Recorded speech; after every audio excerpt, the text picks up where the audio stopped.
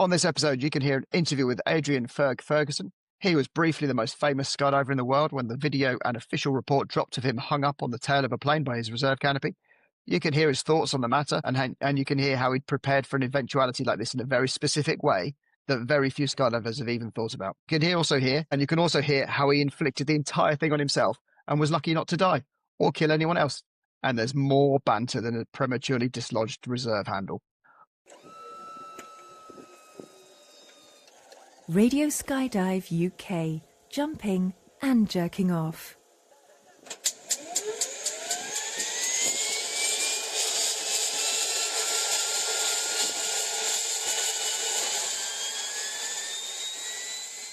Well, hello there. Today is Monday, the 5th of January, and this is RSUK episode 104, and my name is Brian Cumming. Here with me for your oral pleasure, by the power of the internet from Florida, is Dave Schwartz. He's everyone's favorite host from everyone's second favorite podcast. Hi, Dave. Thanks for being here. How are you? Hey, I'm great, Brian. It's good to see you, man. Likewise, good to see you. We're both wearing hats, but we are wearing very different attire apart from that. Yes, it is quite. I'm imagining I'm a lot warmer than you are right now. Yeah, we've got snow on the ground out here in the UK. How's Florida? Look, the sky looks very blue behind you. It's well, right now it's great. I actually, I went over to the drop zone. I'm just like 5 minutes from the drop zone, and I had a little bit of time this morning before we recorded, so I went over there to make a jump, and it looked like this. It was beautiful, and I got on the load, planned to skydive, and by the time we climbed to about 8,000 feet, it was solid overcast, and so I ended up going for an airplane ride instead of a jump this morning, which was kind of a bummer. But and now it's completely clear again. Now the group that I was going to be jumping with, I just got a message through WhatsApp. They're on a 20-minute call. But I'm sorry to pull you away from that. Apologies. No, I had other stuff to do today. I had time for one this morning was all. But anyway, everybody else got out low. He went back around and went under the cloud layer, and everybody else got a hop and pop. I just rode the airplane. Because you don't have enough plane rides in your life? I just I don't want to waste the pack job on a hop and pop. That's the truth. Okay, fair enough. I just will say to defend the UK, we've had bright sunshiny days for the last 4 or 5 days in a row. It's just been -1 on the ground with sort of frost and snow on the ground and a lot of coldness. But yeah. So you guys have just finished Invasion, I take it. Yeah, it just got done. It was a good event this year. We had good weather through the whole thing. The numbers were down a little bit. I think they had maybe 375 or so registered, so that's Wow. down a bit. But that's still enough to make it feel like a really good event, and we had good weather the whole time. So, but 375 is huge. Well, okay, yes, that's fair. It's a big boogie, but it's not at its peak. You know, it's oftentimes a 500 to 600 person event. It's frequently is similar to Summerfest in size. Maybe not quite as big, but in that range. And this year it was a little bit lower. So Invasion is the Christmas and New Year boogie at Skydive Sebastian. How many planes do you have? This year we had 3 Otters and a Skyvan that were running, and then we had a Caravan on standby, but I don't think they ever used it. And does it start before Christmas or after Christmas? It starts, well, I always thought it started the day after Christmas. And so I showed up on the 26th at like 7:30 in the morning, pre-flighting. I was all ready to go to work. And then at like 8:15, I was like, why is nobody here? So I didn't get the memo. It started on the 27th this year, but I was there the morning of the 26th ready to go. Dave, how many Invasions have you worked now? I guess it would be 19 or 20, something like that. So I don't know. Nobody tells me anything anymore. I just show up and hope that I'm working. I could have sworn you were the chief pilot as well. Not for a long time.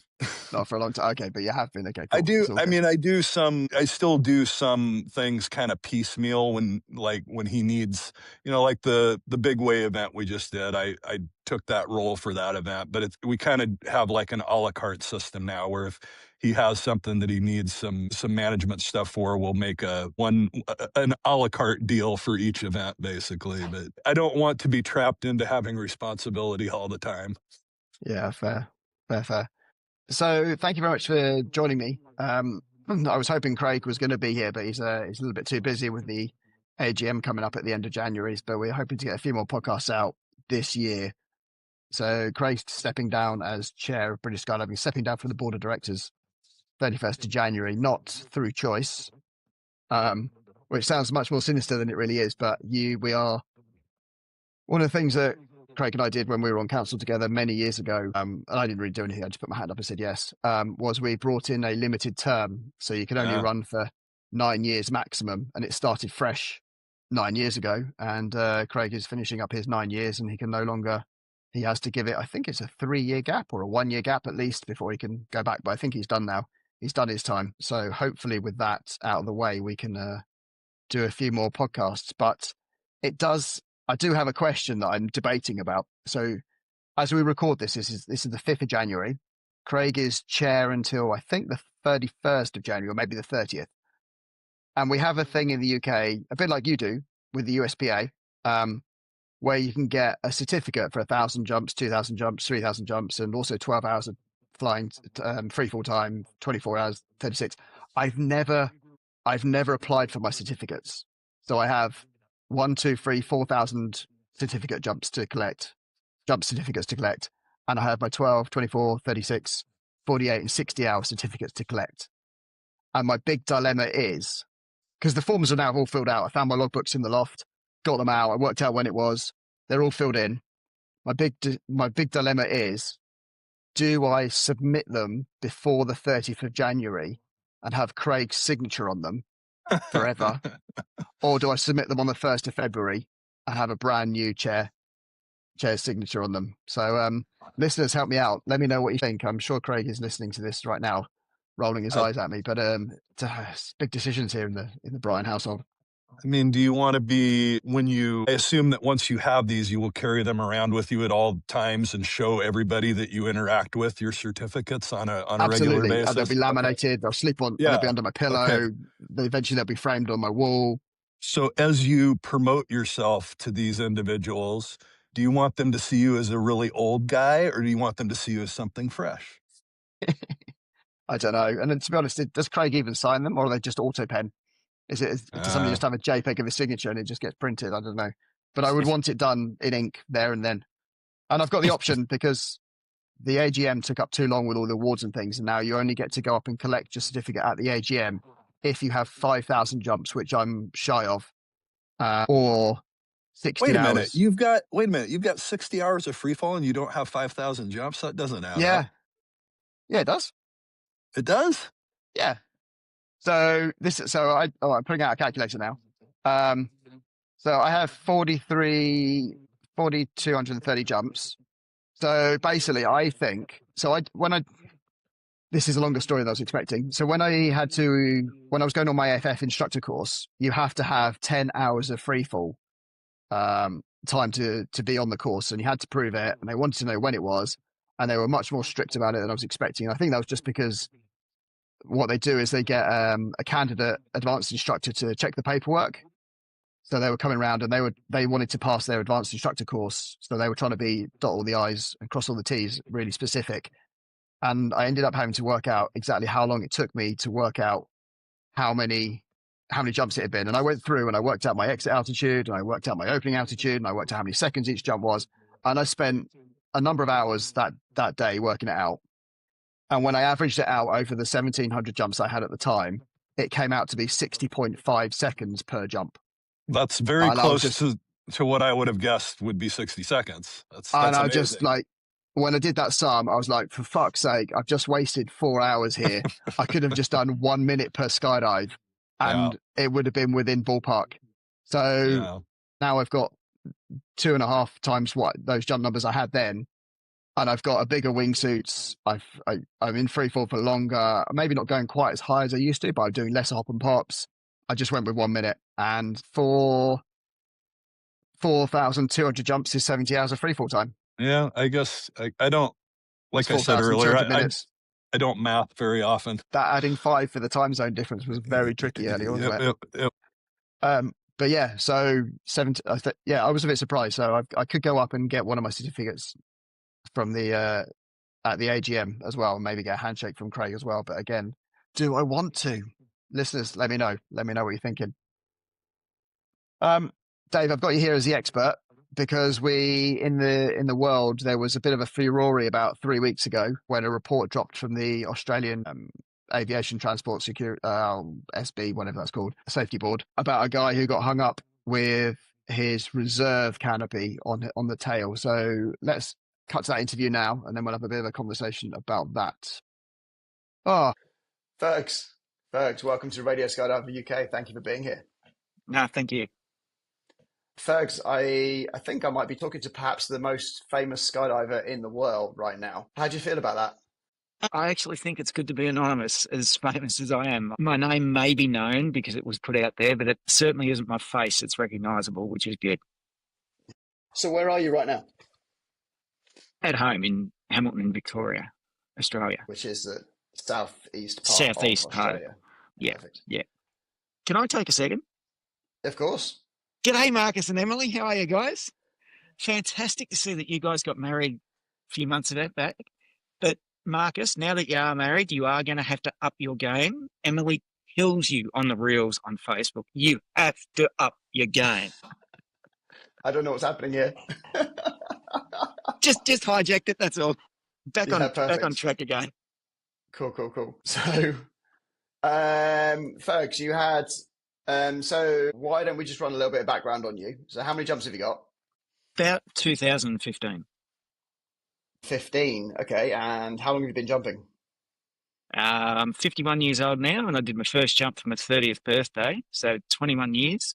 Okay, congratulations, decent. And nearly all those jumps in Australia? Yeah, except for Australian record attempts over in Paris. So I think the rest have all been in Australia. Okay, so did you do AFF or static line or? Yeah, AF is my first. I followed one of my friends to skydiving and figured that if I'm going to ever do it, might only ever be once. I'm going to fly my own parachute. So stuffed the tandem and did AF first. Love it. I love how you Aussies call it AF. I find that so much more sensible than calling it AFF. But in the UK, we're just stuck with AFF, which is just far too many syllables, and AF sounds so much better. Yeah, anyway. Yeah, it's quicker. Cool. So what disciplines do you do when you're skydiving? You predominantly belly, or do you hop around? Predominantly belly, bit of wingsuiting in the belly. Was an instructor until about 12 months ago. A lot of an AF instructor. Yeah. Sorry, didn't think of saying that part. Yeah, did a bit of four-way, more recreational than competition, and loved the big ways. Just the team environment and everything in it. Yeah. Cool. Why did you stop being an AFF instructor? Family things occurred and everything else, and also just time. Sometimes you get pulled in different directions and you can't devote the time that you need to make sure that you're current to be in a safe position for the students. Fair enough. So this what we're here to talk about is something from about August last year. September 20th, in fact. September 20th. Okay, and I might know the date for some reason. Yeah. Trauma sticks in your mind. What happened, Fergs? As you said earlier, I'm probably the most famous skydiver in the world at the moment. I'm sure most of your listeners have heard and seen the quick videos that came out about 3 weeks ago now, which showed me dangling off the horizontal stabilizer on the tail of the plane with a optimum reserve deployed while I was standing on the outside of the caravan. Yeah, fun and games. So this was an incredible video that got so many shares around the world. Like, it was on news stories, it was in newspapers, and not just in Australia, but across the world. I saw it in Americas, I saw it in Europe. And I even had non-skydivers, muggles, reaching out to me, going, "Have you seen this?" I'm like, yeah, of course. Interesting. So it's a pretty scary situation to be in. So can you talk us through, so what event was it? Maybe we could go through some details and find out what's going on. Yeah, we're at a place called Tully, which is just inland from Mission Beach in Queensland, which is between Cairns and Townsville. Yeah. For people who don't know Australia, just give us top, bottom, left or right. About 2/3 of the way up on the right-hand side. Right on the right-hand side. On the right-hand side. Okay, cool. Yeah. By the coast. about 15k inland from 10-mile inland from the coast. No, You do K's is metric fine. or K's is good? Okay. It was an event called Big Waves on the Beach. With fourth time I think it's been run. It was the second Big waves time on the beach, and you're 15 kilometres from the beach. we do jump What? onto Mission Beach, and we do jump onto Dunk Island as well, which is Okay. about 3k off the mainland. Yeah, so it's an event held by the Far North Freefall Skydive Club, and they've been having it for about 4 years. It's the second year I've been, and the whole idea is to upskill people in big wave skydiving. We start when we get there first up with just a few 8-ways, and by the end of the first day we're doing 16 ways. By later in the camp, we're doing 32 ways out of 2 caravans with 2 camera people. So full loads and everything going. And this was day number 5 of the 5-day event? Yes. Yeah, the first 2 were basically rained out. I think we got 1 jump at the end of day 2, if I remember right. Otherwise, yeah, it was and that was a hot and pop. So it just didn't lift enough for us. And so, yeah, it was basically about the 3rd day of jumping, but yes. So 5th day of the event, 3rd day of jumping, and it was jump number what for you that year or that day? Or It was jump number 1 that day. I hadn't actually done much. It's probably only 30 odd for the year, 20 something, 30 odd for the year. Yeah. And you were climbing out as front float? Yeah. I like front float. It's a position that a lot of people don't enjoy. I find it enjoyable. It's a power position, and it tests you in different ways than other things. And I like being there. I volunteer for it a lot of the time when other people sort of look around trying to find who wants to do it. Yeah, I'll take it. Yeah, as I swung out that morning, I'd done the exact same position twice a day before. I've done it probably at least 200 to 300 times in my skydiving because, like I said, I like that slot. Have you done it on a short caravan that many times? Most of my jumping is out of short caravans, so yes. And you always set yourself up above the wing? No, I think I got an inch or so further forward that day because I swung out and I went, oh, there's not much air here. You know how some days the prop gets just fluted a tiny fraction more or less or whatever, or the wind's coming from an ever so fractionally direction rather than right off the nose. Yeah, it just seemed to be a fraction easier to swing out. And I think I just got, like I said, an inch further forward than I expected. So as I stood up, the trailing edge of the flap, which was deployed to the 10-degree position, hit the top of my reserve deployment handle. And then as I finished straightening up, it just rolled it off the Velcro down and stretched the cable. When it gets to a certain point, of course, there's no cable through the loop. Pop she goes. I felt a tap on the back, and I actually thought it was the number 2 coming out quickly, getting to me. I thought, oh, that's fast. And then about a second later, I felt another pop. I think the first one was the pilot chute going, and then if you've seen the video, it sort of sits near Jared, the cameraman's head, for a second or so. I think because I'm probably 90 degrees to the wind flow, trying to extract the reserve free bag and everything out from my back. It was probably in a weird way. And then it just went pop again. I felt another give on the back. And then about a bit more than half a second later, I've just gone, hey, backwards, just dragged off the plane by my shoulders. I don't even know where to start. It was a little unexpected, shall we say. Yeah. And what time of the day was this? A bit before 10 a.m. Yeah, so first jump of the day, 10 a.m, climbing out. It was the And third what size load jump for was the it gonna day, be? but I was going to be a 16-way. And how many people were you planning to put outside the plane? 5, and the camera. 5, including camera? No, 5 and 5. camera, so 6 in total. So tight. Yeah. Camera doesn't count, you know that. So what happened then? For the next second or two, I couldn't tell you. I remember I bumped things, I hit things with parts of my body. I couldn't tell you exactly what hit what or where. I tumbled, I flipped, and the video shows me putting the hands up to protect my head. That was instinctive rather than thought. The hands actually, I think, went to the risers almost even. So I did that just without any conscious thought. When I finally caught up with what the fuck just happened then, I looked up, I saw orange on the horizontal stabilizer, and I went, oh, fuck, that's my reserve. And I knew immediately what I had to do. I thought for about half a second, I hope everyone's getting the fuck out of the plane.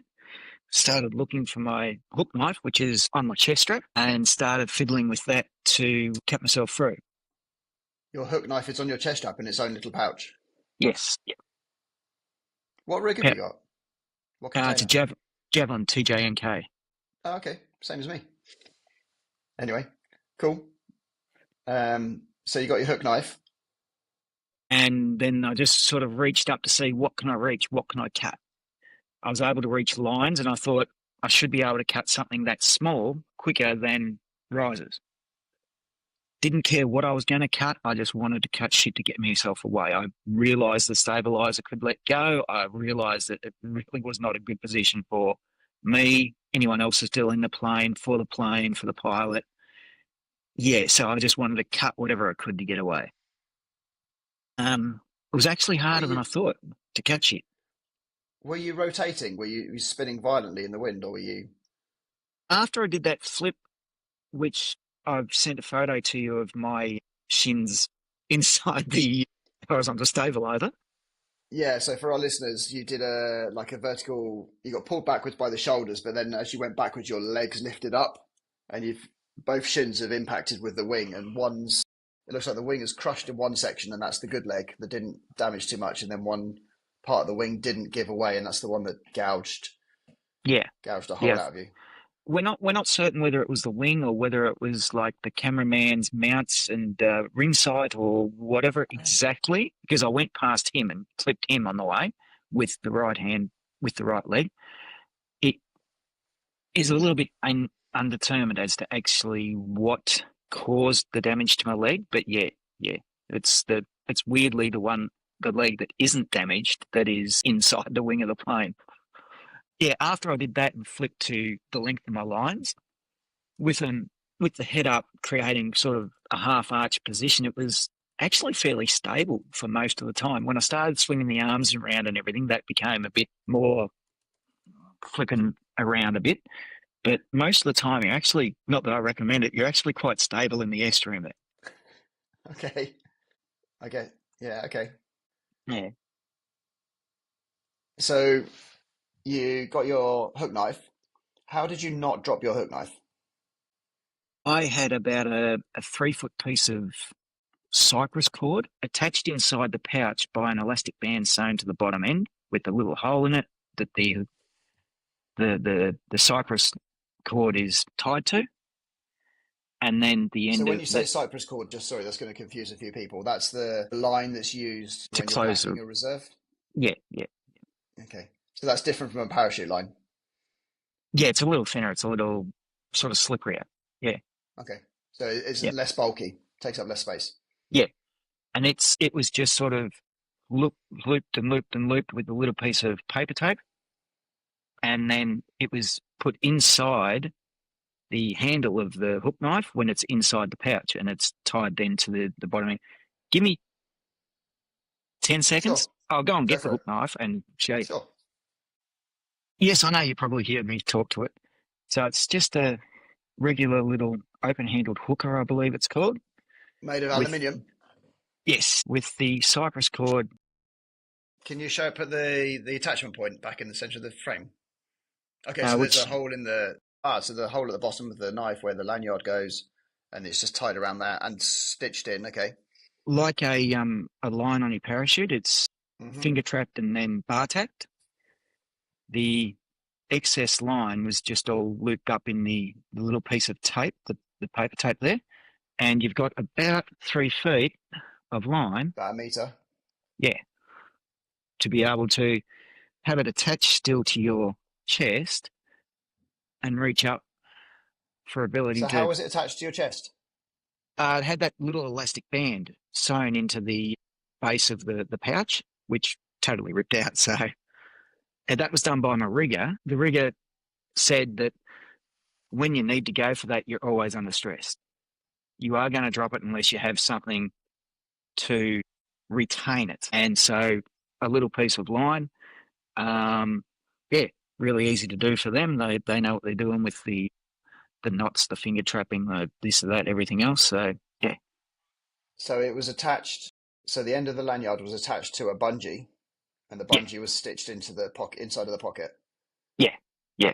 Okay, so it's not a permanent fix in case you got a line caught somewhere, but it's enough for it to dangle a few times. It's enough to support a knife while you flap around.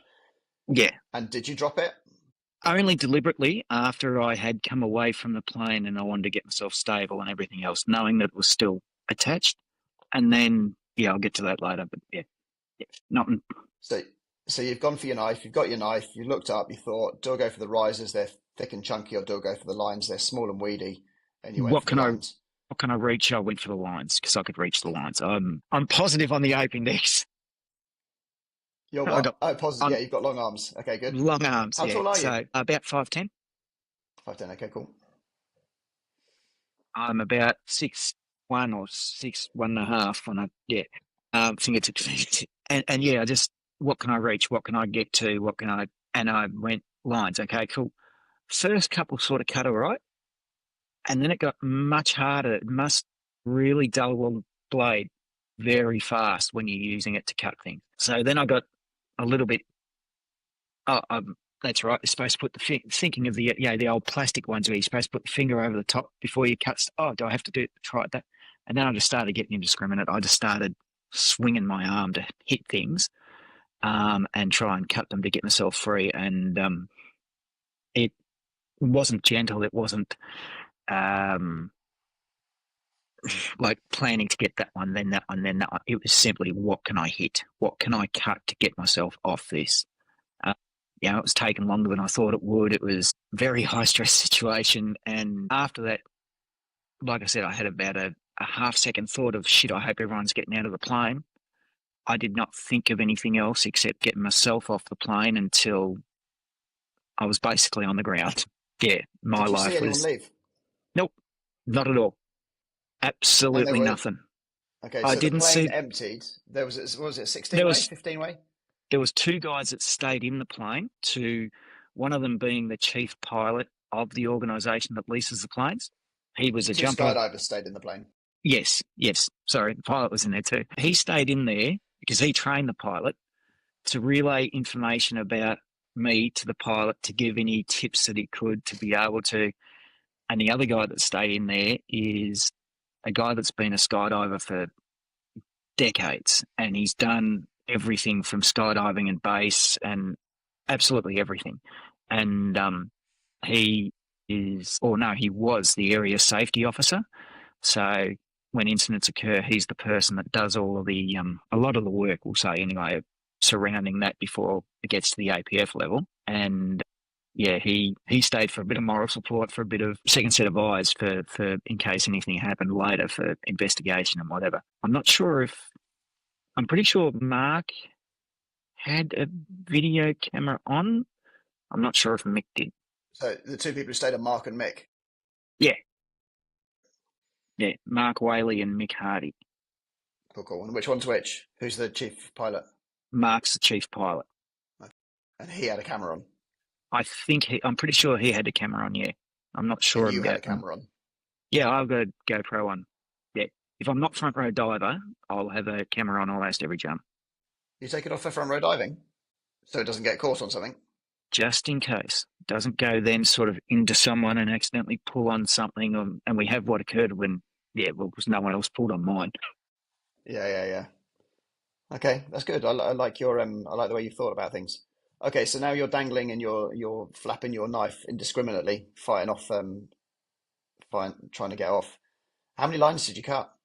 We counted the next day and there was about 13 cut. The initial camera shows that when I hit and then swung and flicked under, I think 2 broke immediately. So I think I got 11. It's I think, I believe, I'm not certain, but yeah. Okay, and you noticed that the knife was going dull after how many? After like I got the first two or three. Yeah, and you just felt, Jesus, is starting to get harder than it was for the first two. Maybe I was cutting it where it's finger trapped and it's double thickness. Maybe it was getting blunt. I couldn't tell you why.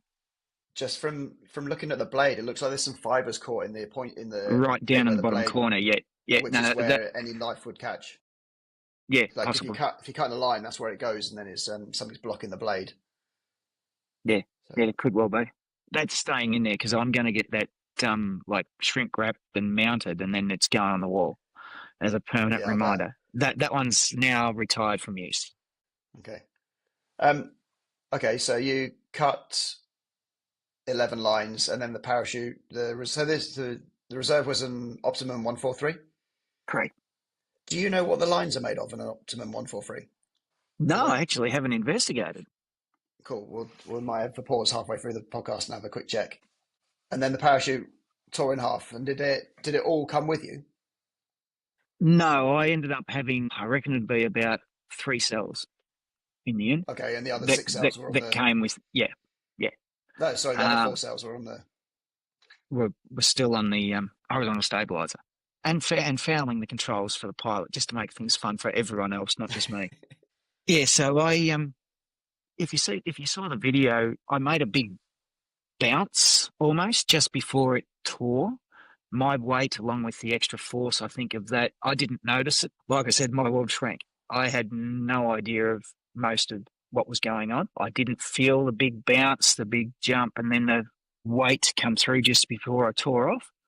But I believe, my weight through the fewer number of lines out there in the airstream caused enough drag to create the tear in the canopy. And then, so I'm in the air with just a bit less than probably a third of the canopy above me. The only thing I could say is probably a bit like a drogue for a tandem person. So were Mark you being and pulled upright? no, Were you being pulled upright, or were you no, falling belly to earth still? I would go to belly to earth. When I first came away from the plane, I flicked. I think this is all from memory. I still haven't looked at my video. 3 months later, I haven't looked at my video yet. Okay. I will one day. It's just, I was there. I don't need to really go back and that's how I am with most of my videos anyway. I don't need to go back and watch it now. I will eventually, but yeah, I think I got flicked initially onto my back, and then when I rolled over, I was able to get the risers from the right hand side underneath, so that it was sort of just out my left hand side behind me as it's trailing. It sort of lifted me a little bit chest high, not significantly. It was basically a belly to earth position in free fall. At that point, I just went, cool, we're good, we're away from this thing. I want to slow this down. Didn't work, got myself out. I'm cool. Okay, cool. Let go of the rope, of the handle of the hook knife. Sorry. Got myself steady. Reached down to deploy. And what happened when you have something pulling on this side of you, and you remove the drag that's balancing you and come in? As I've reached back to deploy and started to pull my pilot chute out, I've been rolled onto my back by the risers pulling on me. And so I actually remember back flying, looking at my hand on my chest with my pilot chute there going, that's not the way it's supposed to be. You were still holding onto your pilot chute? My pilot chute was on my chest, right on my stern. And all I could think for about a second was, that's not right. What? And then I flicked myself back over, and I think my shoulder was gassed. I think I was just lactic from swinging the arms and everything else. It was a weak throw. Yep, fatigue It out. was a weak throw. And so, you try and throw it out. And so it immediately just goes straight up towards fucking trail and reserve. So what height were you running in at? 15,000 feet or 14 or? It was about 14,500 feet, 14,800, I think. Okay, and when you finally left the aeroplane behind, do you know what altitude you were at that point? Had the plane been descending or? Only very slowly. And the pilot Okay. was attempting to, with the 10-degree flap and the airspeed it had, the pilot was attempting to maintain altitude for climb out and everything else. And I believe it just continued like that. When he felt me go to the tail and saw the airspeed decrease, he actually increased the throttle, to increase the airspeed, and then got told no, to knock that back and do whatever by Mark, who was still in the plane, because of what was occurring and how it was going. I think it stayed fairly level at that stage. Like I said, I didn't worry about looking. When I looked up and saw the pilot chute going straight for the reserve, I reached up and swatted my reserve, my main riser, with my right hand. And I thought, yeah, I'm high enough, I can deal with whatever happens. Yeah, I wasn't happy with what happened, I tell you. Yeah, as soon as you swat. Sorry, Sorry. I'm kind of lost in this story. It's just filling up my brain. I know your brain was full too. So, what height do you think you were when you deployed your main parachute? Were you doing free fall for any length of time after getting off the plane? The altitude track says I was about 10.8 once I had everything flying properly. Okay. Deployed straight away, basically. Yeah, it wasn't long at all. I just went, I want to stop this ride. Okay. So now you're entangled. So yeah, it opened up, and I can just, I've jumped that canopy 600, 700, 800 times. I know how it's going just by the feel through the risers, through the harness, and I just went, What's your main? Sapphire 2 139, and just felt it go. Yeah. I think as I swatted the main risers to try and get it to open in clear air, I've obviously offset the lengths of them, and it's just given it. I probably have flicked the toggle free as well, or it's come free due to the extra pressure from the offset risers and things. And yeah, it was a shit sandwich when it opened. It went around the lines of the trailing reserve, decided that it wanted to have that brake, the left brake, right brake. No, left must have been, because I was spinning to the right-hand side. Toggle come off the keeper. And yeah, I looked up. I started trying to kick and just wasn't effective. And then it took off. All of a sudden, I know on a Sapphire you're not horizontal, but it feels like you're horizontal when you start spinning. I was spinning. And honestly, this is the only time for the jump that I was actually scared. Last time I had spinning diving line twists, or from a brake fire or whatever reason, I cut away. I knew it wasn't an option. And then something in me said, think. And I just went, okay, I'm spinning right. I had to look up, try and grab something on the left-hand side, get it back to a horizontal, wing flat above my head sort of situation, flying level and straight, so that I could then deal with anything else with time. So I reached up. I was incredibly fucking lucky. This was not planned, but I actually grabbed the left control line, the steering line. It's the only thing I grabbed. I was just prepared to grab a handful of, because I'm positive on the ape index. I was able to get over past the twist and grab lines, and I was just going to go for rears and whatever I could get. And I just ended up getting the steering line. I actually pulled it too far, and so from spinning to the right, I started spinning left. Got scared of that, put it all the way back up, started spinning to the right again. And then fit about the right amount of input to stop the spin and fly horizontal. I've come back underneath it, breathed once or twice, looked up, and went, kept a hold of the steering line and kicked myself out. So I'm ended up going around ended up with my arm up in a weird round action. She was a funny sort of thing. This almost got out, then kicked my way out of it as I let go of the thing, and it just swung underneath me.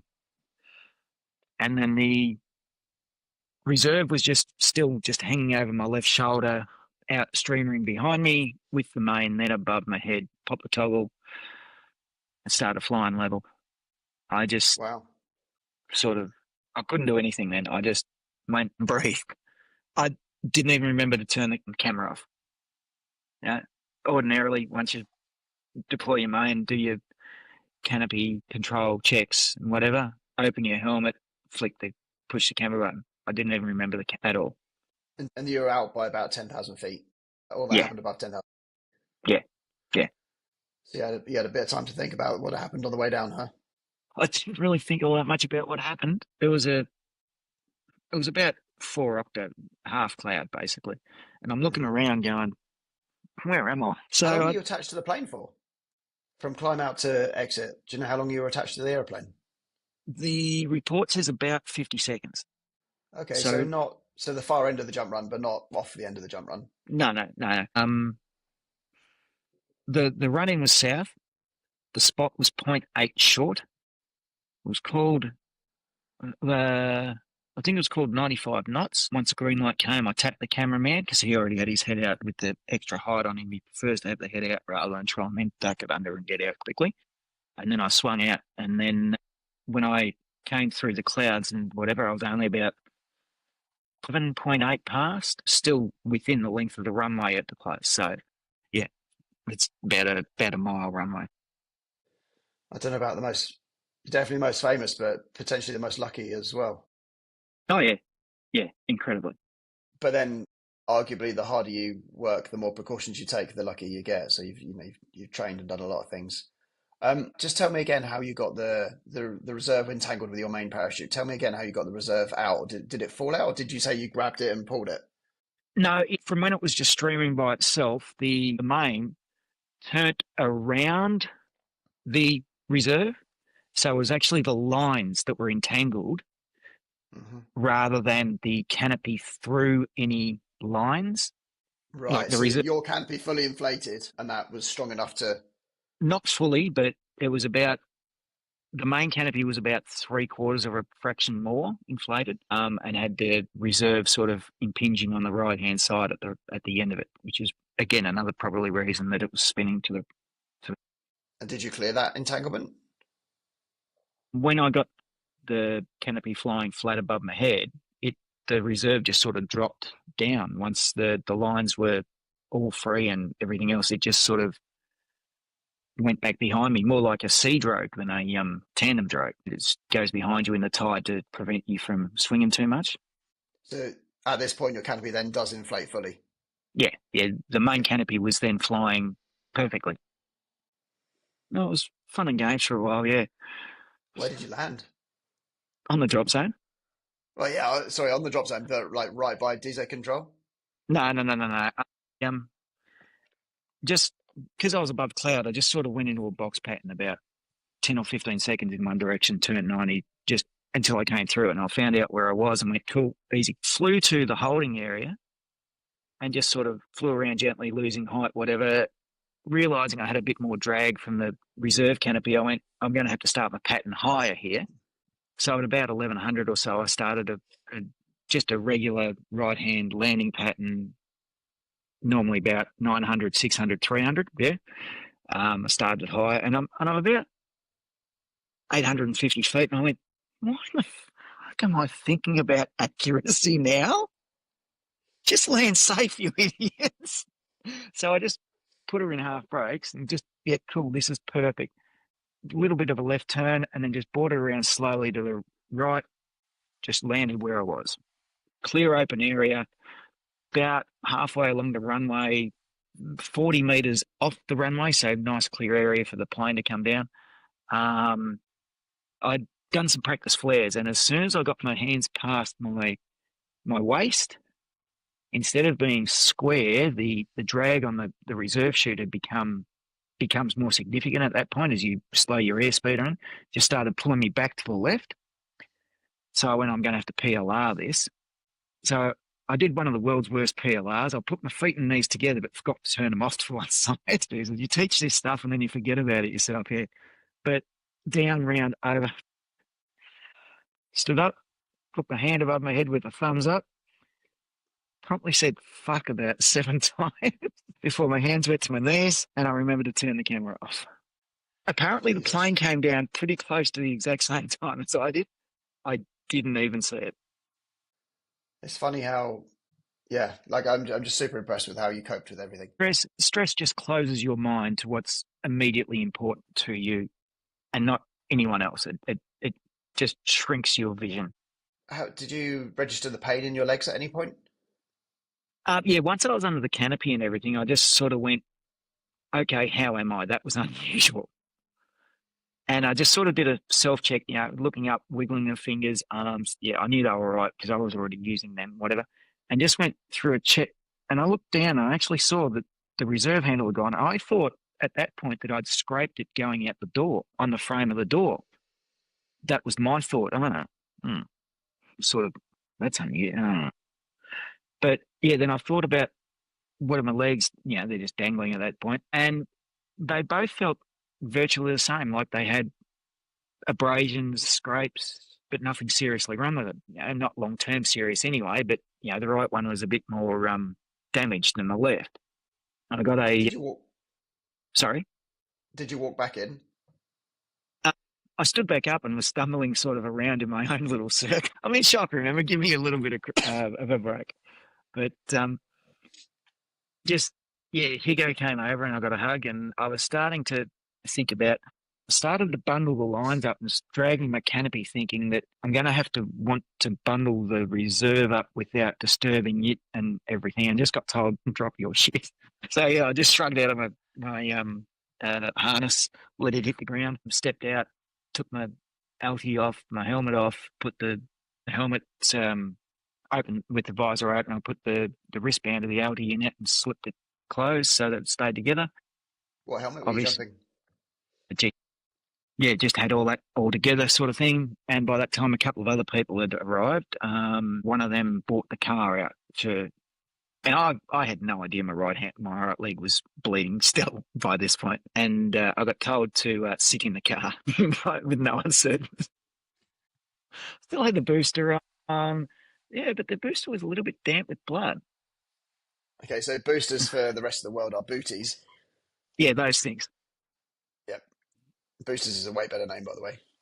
And yeah, so I got sat in the front passenger seat of the vehicle, got driven back in down the runway. I was really insistent and told Ross, the driver, you've got to have your hazards on when you're on the runway. It's funny the things that are important to you when you are in shock. And some things are really trivial, but they're big in your mind and just, yeah. They drove me in to the back of the clubhouse area, and a couple of the people that were there were doctors. One of them came out, gave a hand and shrugged off the jumpsuit, undid the booties on the taking it off. And then as soon as the doc saw, went, yeah, you're going to hospital. I still hadn't registered anything by this point. There was a little bit of pain, but nothing serious. Just, yeah. Got driven to hospital. They thought I'd have to be transported to Cairns. And they took photos of it and then got told, no, take care of it yourself. But the doc there basically got it irrigated, cleaned out, had to use jeweler's loops and tweezers to get hairs out of the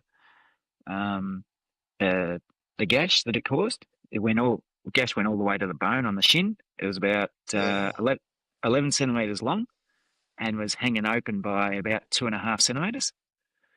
It required 15 stitches to close. I take it was a small hospital?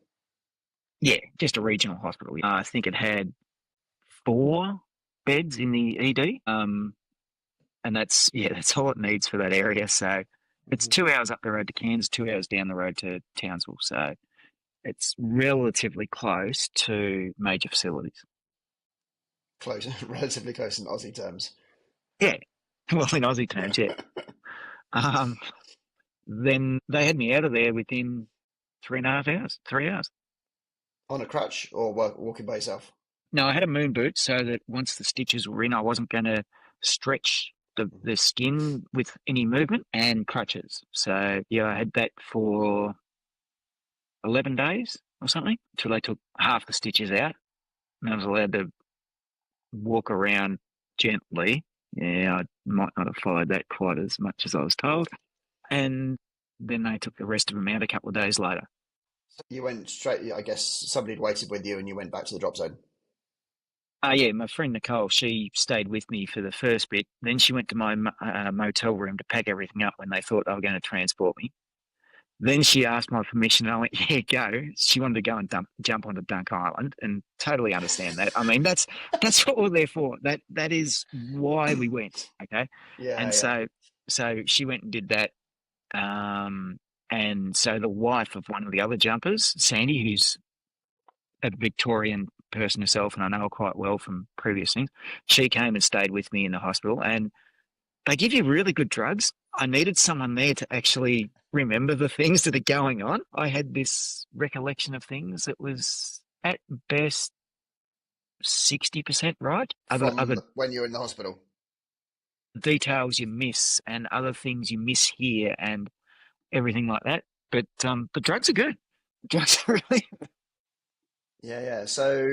Um, so I've met Nicole recently, and she's absolute diamond. And I can see why she's super excitable and is totally in love with the sport. I can see exactly why she asked to go and jump onto the island. And was Sandy? Oh, I've forgotten her surname. Alan and Sandy. no, not Sandy Different Newhaven Sandy. or that one. No, Sandy Smedley, Okay, who's a wife of a jumper in Victoria. Yeah. No, gotcha. because they're But sounds like they're South Australians. We don't talk about them. okay, fine. Okay, but either way, it sounds like you were surrounded by some really good people. Yeah. Really good people. Figo's first one on the ground to meet you, and yeah, it's cool. Don't tell him he's good. You'll get an even bigger head. Okay, so wow, what a story! It was Jared, okay, the camera guy. Yeah, he was actually first on the ground because No he got shit, Sherlock. he got knocked off earlier,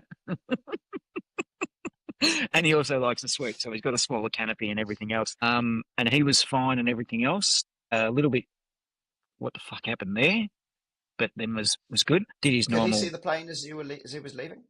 Yeah, he saw the pilot chute go past him, but didn't register it. But then sort of ducked himself in to try and hug the side of the plane, hoping to go past. I think he said that was instinctive. He didn't actually remember doing that. But then he was also the first person that saw me as I came through the cloud cover. So yeah, he was good. He was on the ground. He was very and able to use all of his senses properly and everything. So yeah, no, he was pretty good. What colour is your main canopy? Blue, royal blue, fluoro yellow, and white. Okay, so very different to neon orange. Oh yeah, and that's a deliberate choice. Okay. I have an orange reserve, and I have absolutely nothing else on my gear orange. So if I see orange, it's a reserve. I know that there is no other thought process. Okay, and that's intentional. Yeah, very. Interesting. Okay, I like the way Can't you qu- thought about so. I can't quite remember where it came from, but back in the day, like I said, I've been jumping 21 years. We used to always sit around the fire. We always used to get stories, and I got to admit, the crew guys had the best stories. They scare the shit out of you and make you think. And so, honestly, those stories are probably the reason that I had a hook knife on.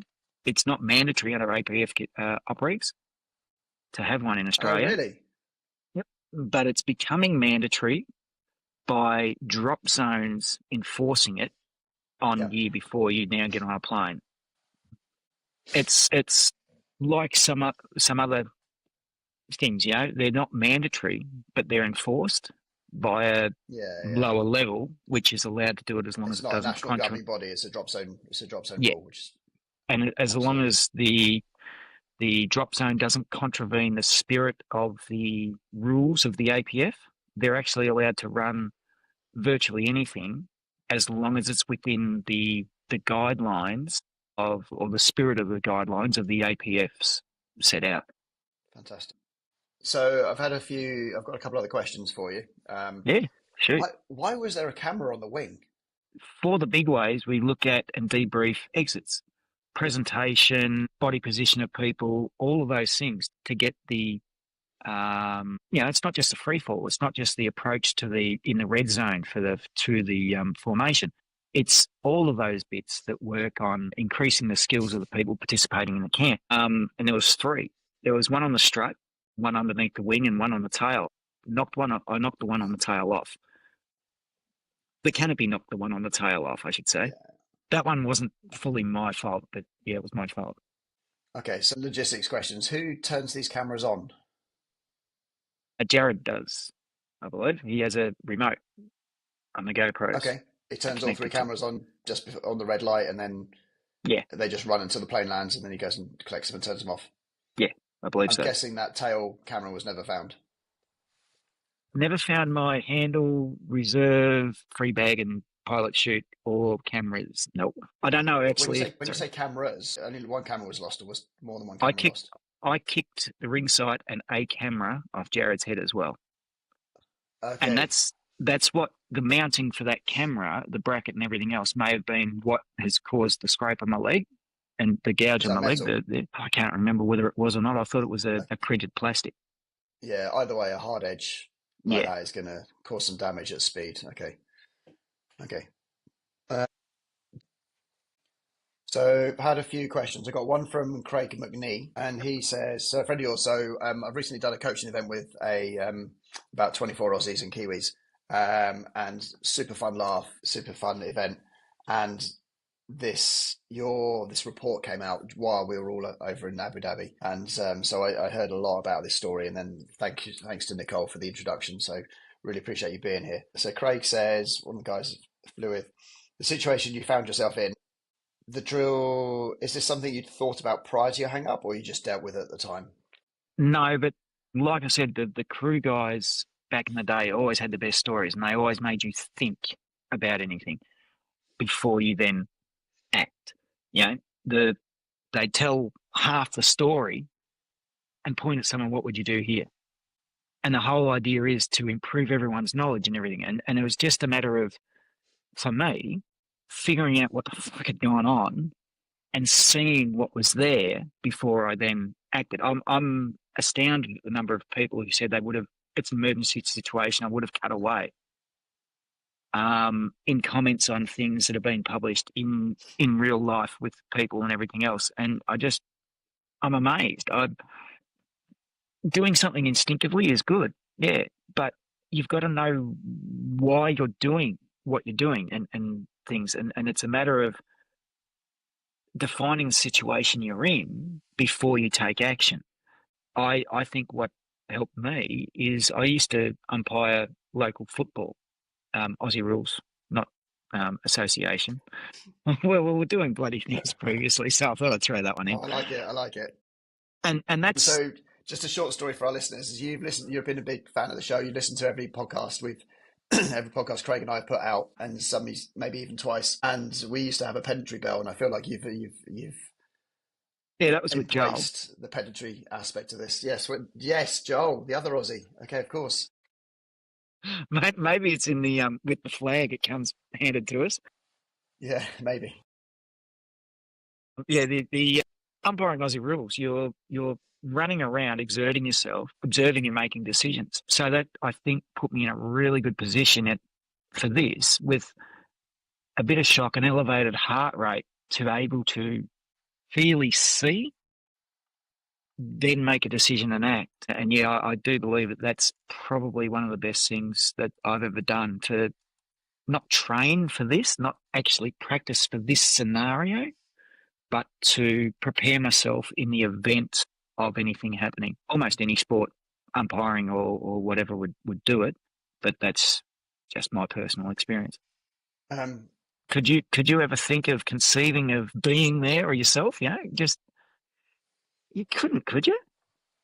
No, it's not. You hear about it every so often. Every couple of years, somewhere in the world, a tail gets ripped off, or someone gets hung up. Or I was at a drop zone a couple of years ago, and a wingsuiter climbed out on the red light. Don't really know why, and he got blown off, and he smashed the chin cup of his helmet into the stabilizer. And you hear stories and you see these things, but you don't. So with the wingsuits, you're very careful to avoid stuff like that, and you know you get a pin check on before you get on the plane every time, and you're looking for things like that. And the handles, yeah. I do a bit of load organizing myself for big ways, and I prefer people to go under the wing on a short caravan when they're in front float. So it can feel a little bit trickier, but I feel like that means there's more space. Have you ever tried going under the wing?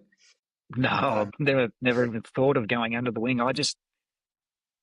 Because I try and there's a give big us. rail across the top of the plane, right? No, there was only a peg.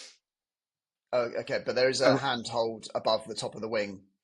It's not really above the top of the wing. It's the bar that runs on the Sorry, inside top of the door. yep. Just then comes through the fuselage and creates a peg. You can just reach just forward and onto it. Yeah, but that's above the top of the door line, right? So that's encouraging you to go high. It's a bit forward of that, yeah, but yeah, Yeah. it's high up there on the top of the fuselage, yeah. Okay, just while we're on this, do you have a mock-up on the ground? And does that have the flaps on it for a short caravan? No, it doesn't. Yeah. Does it now? Maybe. Well, Possibly that's should. in Queensland, so I don't believe Yeah. it certainly didn't at the time, and I don't know whether it has been added in there with like even just a block of wood or anything to signify the Yeah. position. It's something my drop zone added in this year, actually, after we lost someone lost a camera, and in a very obvious manner, they just banged their head against the flap, and they put flaps on all the mock-ups now to simulate where the short caravan flap is, so you can see exactly how close it is, which is pretty handy. So another question from Dave Schwartz, Skydive Radio. He asks, do you have a history of working in emergency response situations, and what contributed to your presence of mind in the moment? So you've talked about the refereeing. Yeah, What I do you think do for a living? I've got my own lawn mowing and gardening business. I walk around slowly for a day behind a lawnmower most of the time.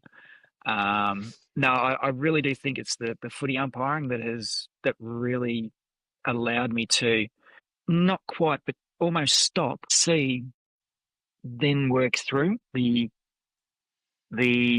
what the fuck just happened occurred for only a few seconds, and then it came through into I've got to see what's going on. How do I act? What do I? Yeah, I don't have any emergency medical or any other history like that. No. How long were you off work for? The doctor Were said you 6 mowing a lawn with a weeks. moon boot on? No. Sorry? The doctor said 6 weeks off work. I went back after 4.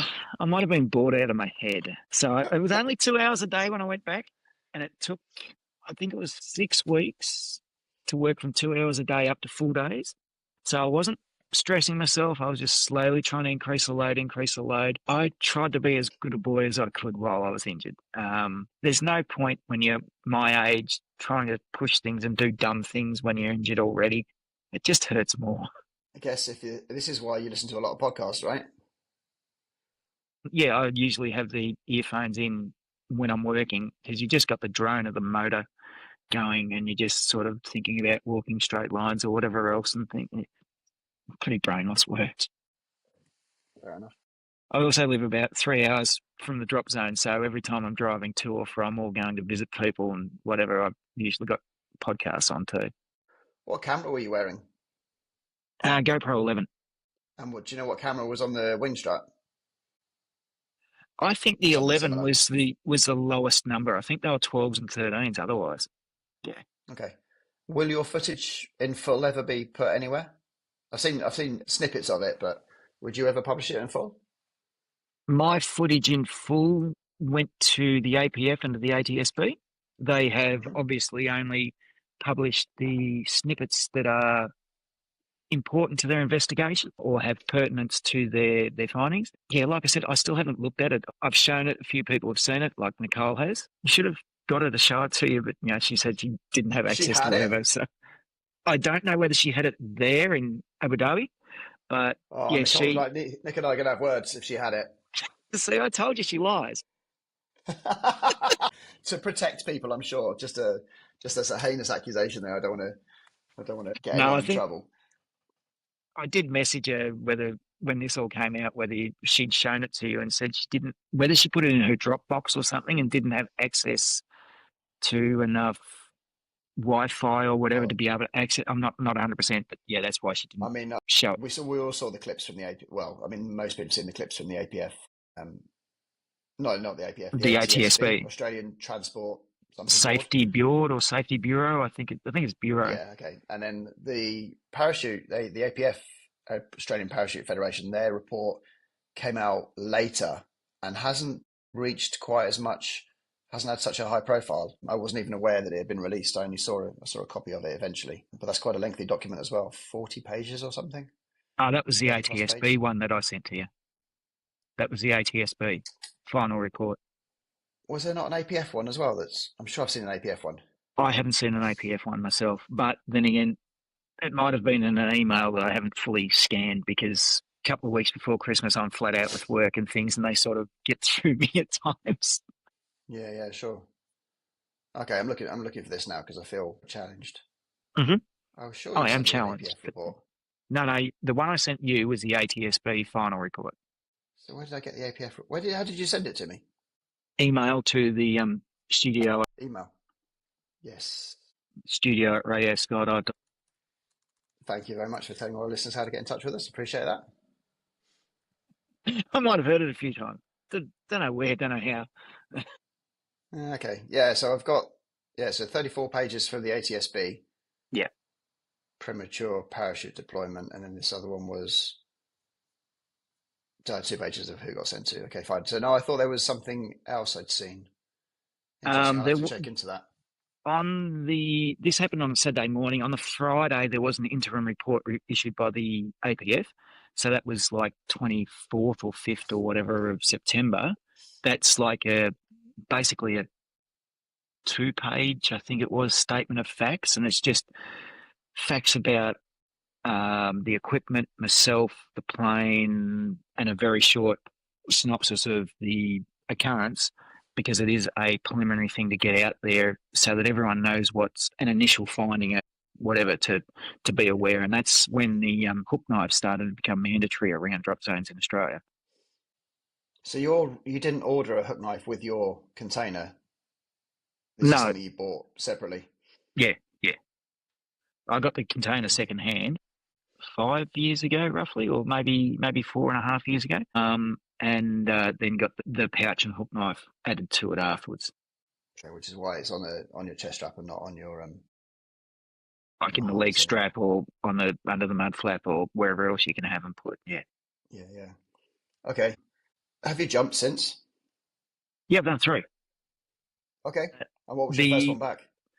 First one back was a fairly high hop and pop. Guess what? Order of those 3 words is important. Yes, hop and pop rather than pop and hop. Okay. Yeah, Thank you. Order's important. Like it just was to get me back in the air. I think it was either 7 or 8 weeks after I did it. You know, the doc said 6 weeks for work, and I went, I give it another week or 2 of healing before I do a jump. It felt weird. Felt a bit off, but familiar. Just not quite 100% familiar. Yeah, just was a bit lazy out the door. Almost fell over. But you were nowhere near the front of the door. Was it the same plane? No. This was down in Victoria, where I normally jump. No, it's a dive exit. I stayed inside the plane before I left. Yeah, just lazy on the dive exit, and then almost went over. Oh, yeah, I've got to arch here, don't I? Yeah, swooped out, looked at the plane, waved, and deployed immediately. It was pretty good. I was probably a couple of feet high on the flare, and felt just a clunk, like you're jumping off the first step or second step, maybe, rather than a gentle glide in. Then did 2 just on the weekend between Christmas and New Year. Again, solos. First one was just in the rail suit. I did a floating poised exit just to get outside the plane because, like I said, I like that position. I didn't go near the front of the door. Felt the air, let go, just practice turns and everything else. And the landing was cleaner and better. And then did a third one with tracking editing because, like I said, I like wingsuiting and things as well. I'm just to sort of get back into some things and feeling the movement and everything else. And that one was actually really fun. I say I felt okay during the first one, but one of my mates was in the plane doing outside camera on a tandem, and you go like that, and the hand wasn't still, not still at all. It was. Put your hand up in front of your face, and you had a proper shake on. It was pretty well. I just looked at him, just smiled, rolled the eyes, and he just laughed at me. Yeah, but I've been back in the air. I'll keep going back in the air. I think front float can sort of. I've actually got 2. I've got a really old one, lovely, gentle, whatever, I can do it. Yeah, like and I've a got it. intermediate suit, maybe a slightly smaller beginner suit. Beginner to intermediate. Yeah. And I've got an ATC4 that I've had for about 2 years, and I haven't flown it yet because I'm just not current with it. Not current with the other one, so I'm not going up to that one. The ATC4 it's not a big suit, but it is a bigger They suit call than, it the big little suit, is what they call it. Yeah. it's good advertising that. It's a nice bridge between an intermediate suit and a big suit, but it's got some really good performance there. Okay, now I can see why you would be hesitate with that. When you're planning to jump that with your Sapphire? Yeah. I've also have a Sabre 135 there with a Sky Snatch on it, so possibly swap one out and put that one in. A Sabre 1? Okay. How old's the Sabre 1? Is that Sabre 1 older than you've been skydiving? Just give it a second. Probably. It's just here in a rig bag, canopy bag. Yeah, it is. Date of manufacture 05-2000. 25-year-old. Cool. Yeah. It's literally had less than 50 jumps. It is a slippery. Wow. It is a slippery bitch to pack. Worse than even when the Sapphire was new.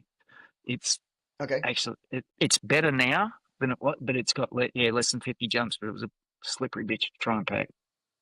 Okay, and you were about to say you haven't. When do you think you'll try front float again on a big way? Yeah, I'll give that a little while. Maybe later this year. Maybe like, for example, when there's only 4 out rather than 5, and then sort of incremental steps. I'll get there. It's just not in today's plans, and tomorrow's not looking likely either. Yeah. How many? So what? So you've got your knife. You're going to mount it. It's going to be on your wall in a frame. What knife are you jumping currently? The same one? No, my other rig has because I haven't replaced that one actually. I'm just going to get the same one for a replacement.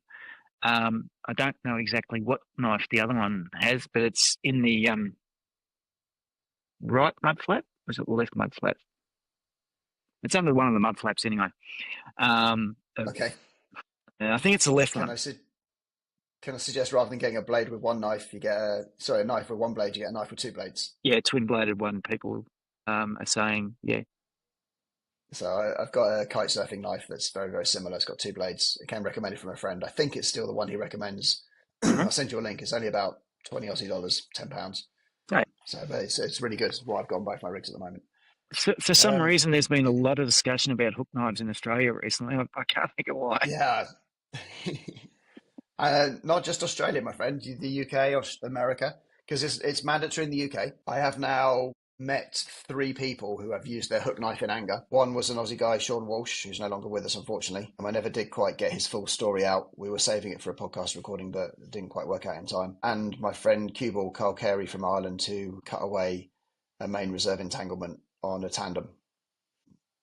You're one of a select few, because I remember talking for it must have been the first 10 years of my of the podcast, or maybe 5 years. I was just like, someone must have used a hook knife for something in the air, and I couldn't find anyone. And now I know of at least 3. Because people say hook knives are just for cutting your gear off you when you've crashed in and you've got an emergency responder with you or something like that. No, they've got scissors that will do that even better than a hook knife. You'd have thought. Yeah. Had you ever used your hook knife for anything ever? No, I'd practiced grabbing it out, like unclipping it and pulling it out and put it back in. I made sure that not cannulas for 2 systems, not just lines to see how it goes or anything else. I went, okay. That's something that you don't fuck with. Had you practiced reaching for your knife under canopy? When you say you practiced getting it out, that was just on the ground? Just on the ground. I had looked previously for where it is and whatever else, but not actually grabbed it under canopy, no. I've got this policy sort of thing. Once my hands go on the toggles, they stay in the toggles.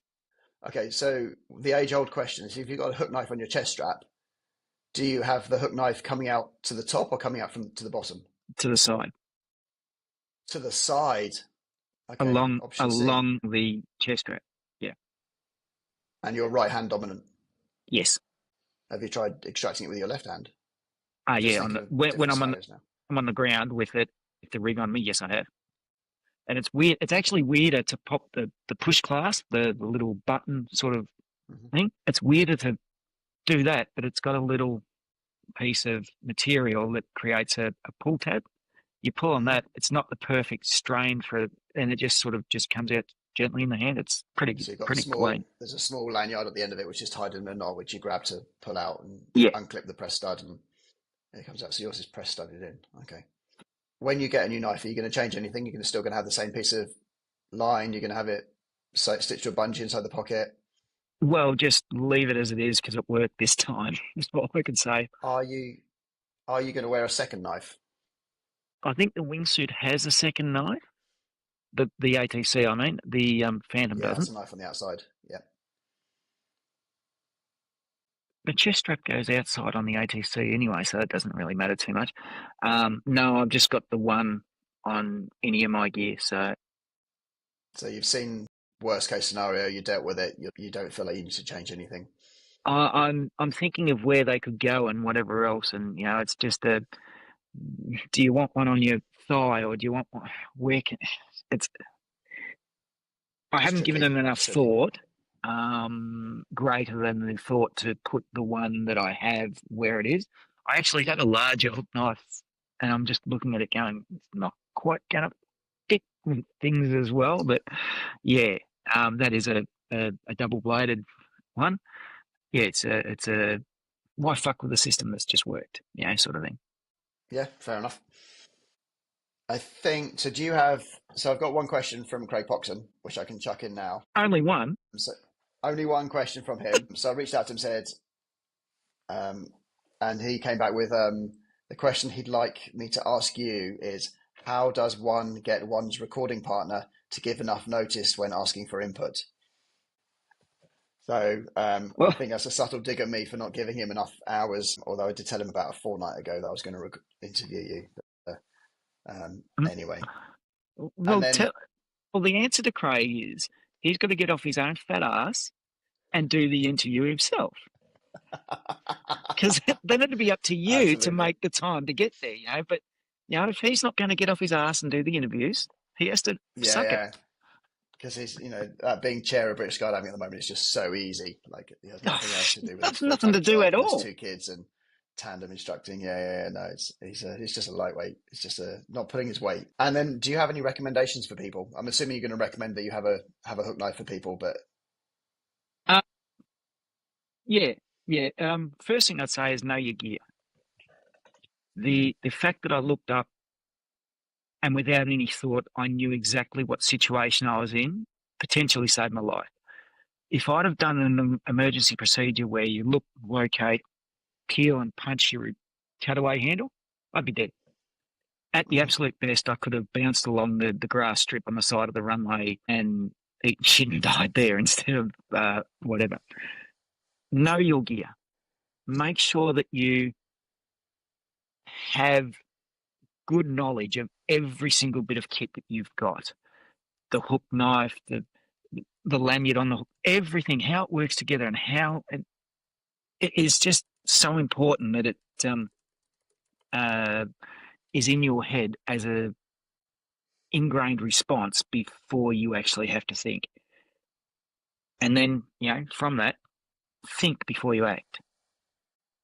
The head of the APF said to me, because he's got a military background, he saw it as a great example of dealing with one problem until that problem went and you could deal with the next problem until suddenly you got no problems left.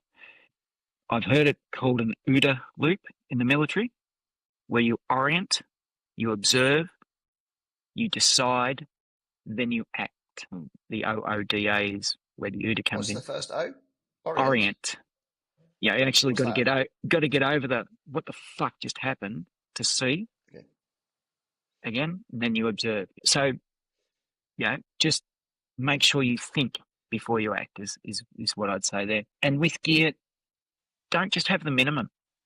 It's not mandatory from the APF to have a hook knife, but from the history, from the time I've been in sport, I never thought I'd have to use a hook knife for this. I thought it may be for a line over on a reserve deployment if I've had to do that, or or something else small or whatever. But having it there is much better than not having it there and wishing. So just, have the minimums. Um, and another thing that, don't forget to ask why when you're in high stress situations. Once I was open and flying the canopy, I broke my rule. I took my hands out of the toggles. For some reason, it became important for me to try and cut the lines of so I actually grabbed and pulled them in, pulled up and I've got the hook knife and I'm just, why am I doing this? Yeah. Figure out what's important in any situation and work with that. Same thing with the thought of, why am I going to try and land accurately after this? Just land safe. Ask why. Make sure that you are doing things with thought rather than through repetition of previous actions. In an emergency situation, it's not the same as everything has been every time before. So, yeah. And one last thought, or two last thoughts, actually. When everything's going real quick, try, if you want to, slow it down. If you have the power, slow it down. You have more time then, you can react with more precision, more thoughtfulness into what you're doing. And the absolute last thought, you're usually only lucky if you act. Do something. Do something.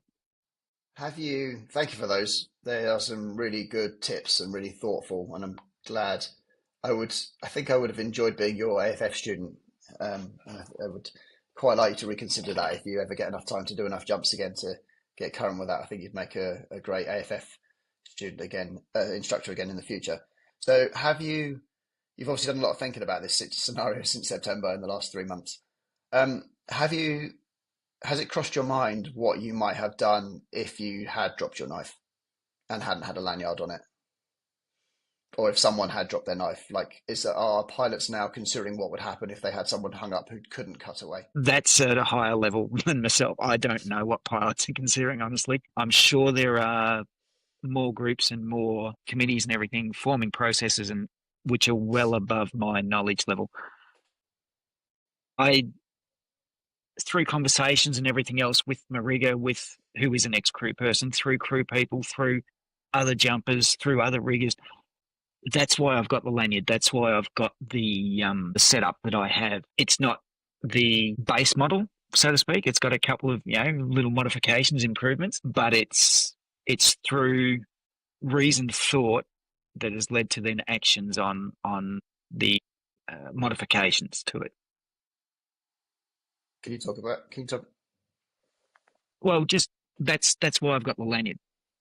I know then that if I do drop it, it's only going to go 3 feet, a metre away from it. It's an inconvenience rather than a life-threatening thing. We all have a piece of equipment in our rig that we turn on at the start of the day, hope to never use, but pay a shitload for every 15 years. That costs, $1,600. A hook knife costs $80. Have it on you, never use it. It costs you a lot less than one time where you do want it and need it. And why not? Especially if there's a few places on the there's a few places you can put them on your gear as well, which means they are there if you need them, but they're not in the way. Yeah. I like mine on my mud flap on my left hand side of my chest, so I can reach it with my right hand, my dominant arm, and I actually have the embroidery on my containers so that the left side is empty for the press stud. It also works for wingsuiting when the wingsuit's on and it's covered. I see a lot of people with it on the leg straps and things, but I feel like that's a little bit too tricky to get to. And I don't like the chest strap ones because they can fall off, or if you're hiring gear, you just leave them on the gear and they get lost or something. Yeah. Okay. Is there anything I should have asked you? I don't know. I don't think so. Yeah, I've, as you can tell by my rambling and whatever, I haven't put a huge amount of thought into it. Like I said, I haven't watched the video. I feel like this is one of the most thoughtful conversations I've ever had. So it's quite kind of ironic for you to say I haven't put a lot of thought into it. So I think you have. I think you do a disservice to yourself. Yeah, maybe I have done some thought, yes, but I haven't thought about what specifics in the interview, if you know what I mean. Then not the questions or whatever, but the around the incident itself, yeah. Okay. Is there anyone you'd like to thank? The problem is if I name some, I know exactly where you're going with this. going to forget others. So I'm just going to give a wide general thank you to everyone who has assisted me in big or small ways at the drop zone. After that, everyone who's come up and given me a hug, everyone who's wanted to talk about it, everything like that. I'm more than willing to talk with people about what occurred and how and when and why. Feel free, if you know me, to walk up to me and everything. It's appreciated, every little bit of help that I have received since. Some of it was probably, I'm very independent and probably didn't receive it very well early on, but have grown to realize that, yeah, I needed it. Yeah, the pig-headedness was overriding the need, I think, at the time. But yeah, I probably do have to name Nicole, quite honestly. Not that she listens. That's cool. That's cool. She said you go and stay there quite a bit, so she's obviously a close friend. Yeah, I actually introduced her to her husband, and I've known her for we met in '94. So what's that? 31 years. Cool. Before both of you, before you were skydiving. Yeah. Ah, We fantastic.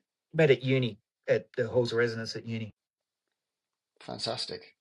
She's an absolute diamond. Yeah, I really enjoyed hanging out with her when we were in Abu Dhabi. Okay. Thanks, Nicole. Thanks to everyone who helps Fergs be here for this podcast. Listeners, I hope you're enjoying this. One final thing for you, Fergs. I'm on Dan Brodsky Chenfield's Facebook page. Mm-hmm. And his comment about this, I don't know if you've seen it.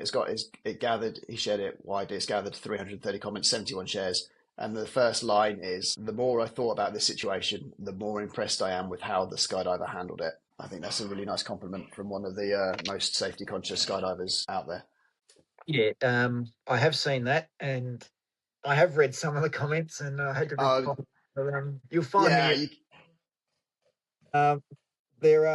you're in a situation, listeners, don't read the comments. I got told that, ignored it. Just trust me, don't read the comments. Okay, it's much better for your mental health. It's much better for your physical health, because you do want to punch things, bricks, wall. Don't read the comments. Most of them are from, at best, partly informed people who simply have to hear their own voice out there in the world. Yeah, so don't read the comments. How many days were you into reading the comments and replying before you decided to step away? That's the only one I replied to. Oh, is it? Oh, I didn't even see you on there, actually. There was too many comments. I didn't read the comments. I took your advice. I wish I did. Just, yeah. Even on Dan's post there, which is attempting to highlight the awareness, the calmness under the decision-making process, people can't help but put blame or apportion fault on everything. And like I said, don't read the comments. Cool. Fair enough. But yeah, thank you so much. That was brilliant. What a fucking story. Even that night, Jared and I said that we got the best story to never have to pay for a beer at a drop zone again. and Yeah. I made a deal with him. If he's there, it's his story. But if he's not, I'm getting free beers. All right, fuck him. Well, say that again. If he's there. If he's there, he can take the story, because he took the kick in the head. Ah, right. Okay. Yeah. But no, if he's not there, cool, I'm getting free beers all night. So he had an open face helmet on. Yeah, fuel with a mount. And the ring sight and the top camera came off. Oh, the GoPro came off, not the SLR. He had two GoPros, not a DSLR, but that form of camera, and a GoPro on top, sight, and a mount. I think that one's upside down, just in the front of him, where you can see the light on it. And I took I think it was the front one and the wing sight off him. Wow. So was his face all right? Yeah. Fuel with a chin cup, and yeah. Nice. But yeah, good story. Thank you so much. Appreciate you. Thank you for being here. Is there anything I can help you with? Is there anything I can make your life easier with? Is there anything we can do? Do you want tagging in this stuff when it goes out, or do you want to just see your name and your face and hear your voice, Well, but not be tagged in it? if you want to, you can. It's not mandatory that it sort of gets done, you know. Yeah, sure. Well, it might lead to some more Facebook friends or some more traffic to your page. I'm assuming it's fairly well locked down now. The ATSB report was released at about 10:30 or 11 a.m. By midday, I'd put my Facebook page to private. Yeah. Yep. I got, you wouldn't believe it, every single free-to-air station, the Australian Associated Press, Storyful from the US, Channel 5 News in London, journalists from Toronto, France, CBS, NBC, one other from the US as well. Yeah, it was a little bit big. The video, it's great quality on the videos. Yeah. And everyone ended up well, healthy and well. But it's a scary shit story, you know, and people like to be scared as long as things end up good. So yeah. You're very wise. It's true. It's like people watching a horror movie, isn't it? Adrian Ferguson, thank you so much for being on Radio Sky of UK. No We problem. really appreciate you being here. Thank you for your time. Dave Shorts, that was Adrian Ferguson from Australia. I thought he spoke pretty eloquently. I like the amount of thought he's put into his skydiving. I just can't wrap my head around the entire event at the moment. How are you thinking about it? Yeah, I was very impressed. Well, when I first saw the video a few weeks ago, I was just very impressed with his performance, you know. And then the more I thought about it, the more I kind of felt that way, actually. And after listening to him, it matched that same feeling. He's obviously a very intelligent, thoughtful person. Like he puts a lot of thought into things. And so I kind of feel like maybe it happened to the right person, because that could have really gone a lot worse in so many different ways. So I was quite impressed with him with a number of things that you guys talked about. How often do people hit the tail? There's at least one every year in the world. Is there 2, 5? Yeah, I don't know globally. I mean, I can tell you that I have probably somewhere between 35,000 and 40,000 loads that I've flown over the years, and I've only had one tail strike in all Only that had one. time. Yeah. Okay, and was that with a person or with a canopy? That was a canopy over the top of the tail and the person underneath of it. So it was a similar thing, except it was a main parachute. And this person, I don't want to get into a lot of details about who it was, but it would be, you would recognize the name or you would recognize the team, at least. And it was a pretty poor performance. There's video of this person in the airplane all the way to not only to the door light, but to the green light, still seated in the same position that he had been in for the entire climb. And then staying in that position, even as the groups ahead of him are climbing out, and not moving from his seated position, not doing a handles check, not asking for a gear check, none of that. And not even moving from his position that he had been sitting in the whole time until it was time for his group to climb out, at which time he just slid down the mat and climbed out. And as in the video that exists of this, you can see as he's sliding past the video frame that the pilot chute, the BOC, it's already halfway out of the BOC. Like one tap would have prevented this incident. Anyway, he climbed out. He was like one touch to see, is my handle, am I stowed? You know what I mean? I don't know. I'm assuming you do this. I actually have a pullout, but I feel that PUD and my main flap like 10 times at least on every load before I climb out. And there was none of that. And I mean, that he paid the price for it, you know. Basically he gets out in the door and he's standing out there for, you know, maybe a second or two, and the main unloads over the top of the tail. He goes underneath, and then within just a few seconds, he kind of swung back. And then as he was swinging sort of partially back into the relative wind after that initial swing backwards, right then the canopy inflated and drug him around the top of the tail. So Oh, he didn't chop. he didn't. I don't think there was really even time. The whole thing lasted maybe 3 or 4 seconds. It was not like what happened to Adrian. It was chaos in the cockpit, and by the time I realized what was happening, it had already cleared itself. But he's very fortunate because he went, all the way around the stabilizer and didn't get hurt, which is kind of amazing. Wow. But that's I've been flying jumpers for over 30 years. And that's the only time that's happened to me. So I think it's maybe less common than we might think, but this was a scary one. This one that we're Yeah. talking about today, like a reserve, I can't think of an overall scarier story really than what I just heard in that interview. Okay. Like to be having to cut your reserve away to get free of the tail to start with, and then to have to deploy your main into that. That was one of the things that occurred to me while I was listening to it, is this was a combination of things that made it turn out well. And a huge part of it was Adrian's presence of mind and his performance. But those things are basically what set him up for the best chance of the other half of that equation. That was just, you call it luck, call it providence, call it whatever you want. But there was, I think if you take that situation and he does the same thing 10 times over, there's a large percentage of those that he doesn't survive it. That's a really interesting take on that. Specifically the deploying into the reserve. That the fact that his main was not entangled with the bit of the reserve that he was trailing, that part is, there's not a lot you can do about that. If you're trailing a bunch of shit behind you and you're unloading a main into you, there's an element of chance there. Yeah.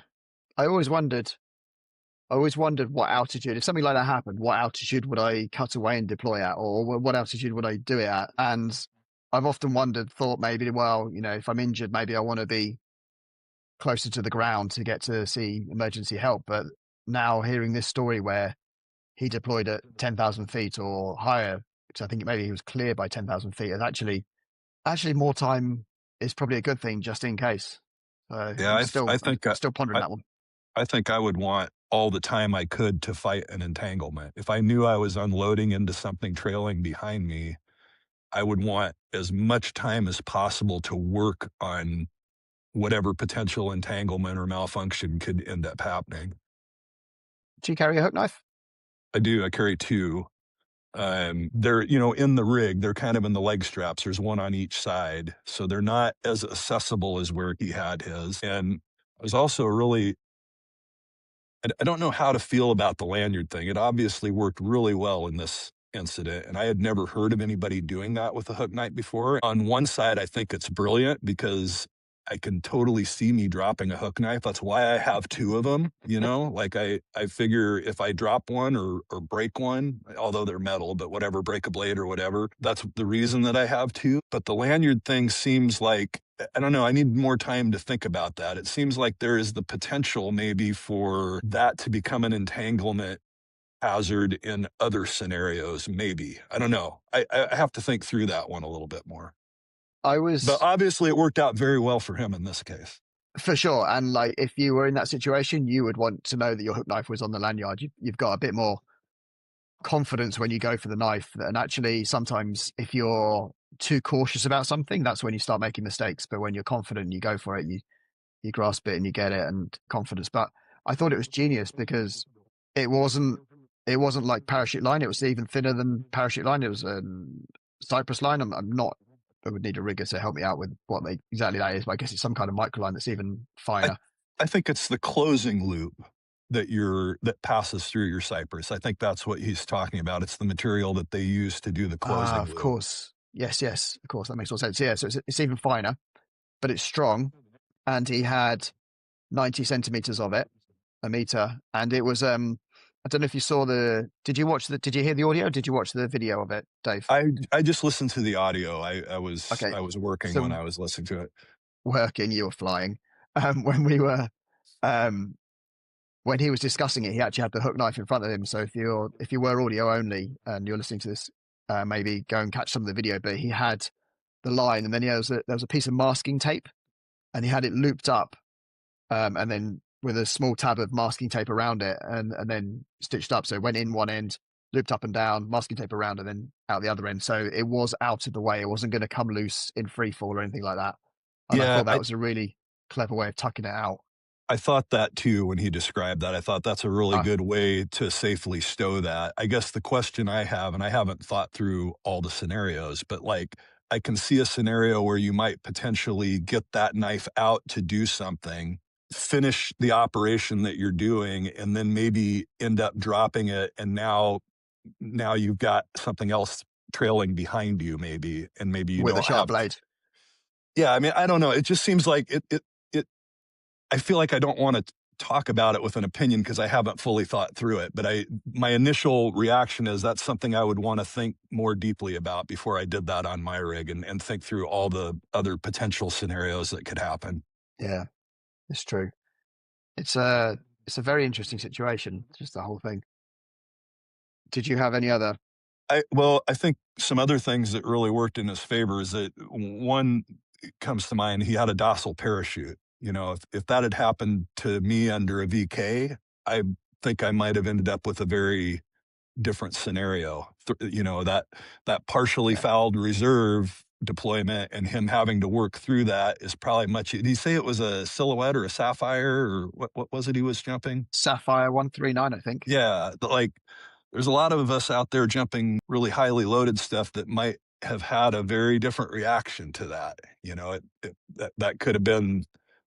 To me, the scariest thing about this whole story really is the fact that he had part of the reserve trailing when he had to dump a main into it. That's just terrifying. Yeah, and that's the bit you don't really think about when you see the parachute hung up over the plane. You're thinking about everything else. I found it really interesting that he struggled to cut the lines. He cut 11 lines and the parachute ripped, but after a handful of lines, I think he said 5, the knife was considerably less useful than it was at the start. Kind of makes an argument for, you know, back when I used to do CRW, I always carried one of those Jack the Ripper knives that's 2 blades, you know, so it's like you're coming through it with the scissors almost. And I don't know if they make those in a smaller form factor that would easily fit, but maybe that would be something to think about, is that scissor style over just a standard hook knife. For sure. Both my hook knives are actually double bladed. They're kite surfing knives. So although they're plastic, they're double bladed. My friend, when he went for his advanced instructor rating in the UK, one of the things you have to do is write a thesis or a presentation about the subject, and his was hook knives. And he did a load of testing, and at the time, that was the one he recommended. And they came up for sale. I bought it. I had them installed on my gear. So it's a double blade. It looks like a smaller Jack the Ripper knife, to be honest. Mm-hmm. But it's, yeah, interesting. I also wondered, and I think probably the answer is that it just wouldn't be possible because there's a lot of chaos happening and you're overloaded and he's kind of bouncing around out there. But I kind of wondered, would it have been possible to cut the slinks rather than lines to get rid of multiple line groups in less cuts? But the way he was bouncing around back there to like get a knife to find that part of the riser even and get a knife in there is probably not realistic. But that was something that occurred to me. It was like, I wonder if you could have cut 4 slinks, and I wonder if you could have in free fall. I don't know if I would have tried to keep working on that reserve until a lower altitude, maybe. You know, maybe I would have tried to continue to cut more once I was free of the airplane. Before deploying? I mean, if I was trailing a reserve behind me, maybe. I don't know. No, I mean, I was don't not think you'd be putting anywhere that near it. I don't think you'd be anywhere near it. You'd have to roll onto your back, and then I think. I mean, maybe you could even get it a riser. I don't know. So I think it just comes back to my fear of throwing a main into a destroyed reserve behind. That part is like so terrifying to me.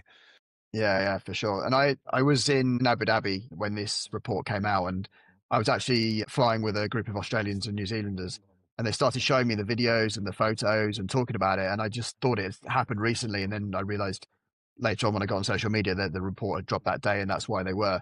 But it was funny because a handful of them had been on the plane, and the chief instructor of that drop zone was in the group as well. And she was super smart lady. And I was really desperately trying to persuade her to join the conversation with Ferg so we could talk about stuff, because they did a bunch of research on knives and cutting things after this. And they discovered that, and I hope I'm not misquoting here because I didn't quite get the full story at the time because I thought they were going to be here, that when in testing, it was easier to cut through a riser than it was the individual lines.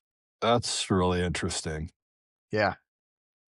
And I wonder, I don't know. I wonder if there's more load on the riser, right? It's under more tension, and because each individual line, it's spread out over more lines, where that riser is taking that whole line group's load. I wonder if that's part of it, just that it's loaded more, it might cut easier.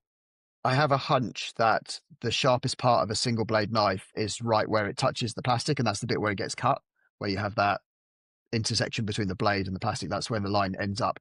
And once you'd cut a few, the fibers from the line were then blocking that part of the blade. Yeah. And I have a hunch, but I need to speak to the people who did the investigation a bit in more detail to understand exactly what happens with that, with a knife in that scenario.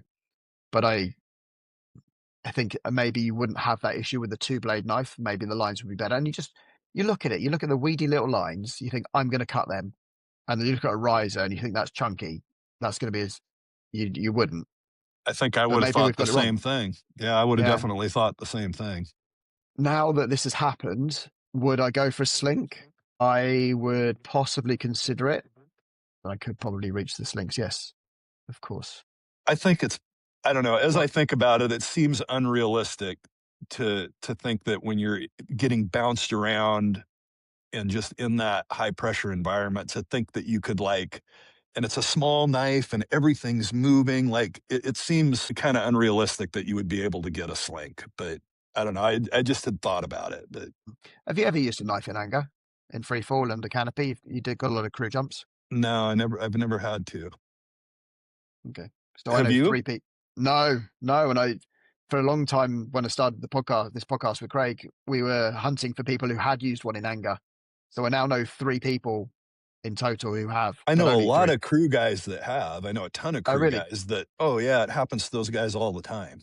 Okay. So maybe it's not, in the crew world, it is not uncommon at all. Okay. So maybe I was taking crew out of this and just going for regular free fall. But yeah, I know a tandem instructor who used one on a entanglement. Yeah, now Ferg. And another guy as well, but I never did get his story. But it's incredible. Anything else you want to add, Dave? Well, the only other, I made some notes as I was listening, and one of my favorite things he said in the whole interview was that online comments are at best from partly informed people that need to hear their own voices. And that is man, that's such a true statement. I follow some of these groups on Facebook, and oftentimes that's what I see. It's like, man, thank you for your unsolicited opinion. We're all so much richer now because of your unsolicited expert opinion that you just injected into this. Yeah, and then the mean people out there listening to us might go, this is why you guys have podcasts. Well, fair. Totally fair. Totally fair. Yeah, never read the comments. I might actually make that into a little clip of the video and stuff. That was kind of good. I have one thing that's kind of sitting with me, and I didn't want to bring it in too soon. So just a little bit of a reality check. I put some artwork out there about the podcast, and a few people actually reached out to me who were a bit super impressed with how Ferg had handled it. And maybe I should have reached out to Ferg and given him a chance to reply to this, but it was something along the lines of he's been labeled a hero, which I think he was absolutely heroic in the way he saved himself. But this person goes on to say it's a major fuck up, and in a business environment, a mistake that costs a lot of lives is a disciplinary action, not a hero badge. And it's like, yeah, I can't argue with that. Man, accidents happen to all of us. We're all human. Could he have avoided that flap and avoid? Of course, but I would be interested to look through this person's life that made that comment and see how many times they have made an honest mistake. I feel like when it comes to disciplinary stuff for me, like that would require some intent. If he was doing something reckless, if he was, intentionally doing something reckless, this seems like a super honest mistake that could happen to anybody, including this person calling him out. That's kind of my thought on it. Yeah. Yeah, I'm still seeing with that one. I need to think about that a bit longer, because obviously there are laws in the UK, I don't know about the US, where negligence is a crime. If the certain things happen, and it was just a different take on it, and he just spun it around for me, and I really enjoyed the conversation with Ferg. I felt like we were very similar, both AFF instructors, not dissimilar ages. He had some very good, very interesting thoughts, and I really liked the guy. And I liked how much thought he put into things, and I kind of got a bit carried away with it, and now I've just had to step back a little bit and just think about this, and I'm not sure where I sit on it at the moment, but I'm Yeah, I mean, super glad he's still with us. It's a fair question, but where do you stop it then? Like, do you go after the manufacturer for not having a well enough protected reserve handle? Do you go after the aircraft owner for not having some kind of a guard by the flap? Like, where does it stop? This was not Yeah. somebody going, send it, and just doing something reckless. This was a normal climb out, Yeah. and it could have happened to any of us. And he thought he was helping everyone else out by getting even further forward, and it sounded like the pilot had, I don't know, maybe put a bit of yaw into the plane or something like that, so there was even less wind or something, and maybe he just felt a bit stronger that morning, and he just got that couple of centimeters closer to the front than he normally does, and there's so many things go wrong. So many possible variables in that equation. Yeah. Anyway, a super scary situation. Everybody was fine, and we got some cool stories out of it. They're the best ones, aren't they? Eve, thank you very much for your time. Appreciate you being here. Love to the family. Thanks. When are you going to do another podcast? I don't want to quit doing Skydive Radio at all. And Stump probably doesn't believe that, because he's on me on a weekly basis. We need to record.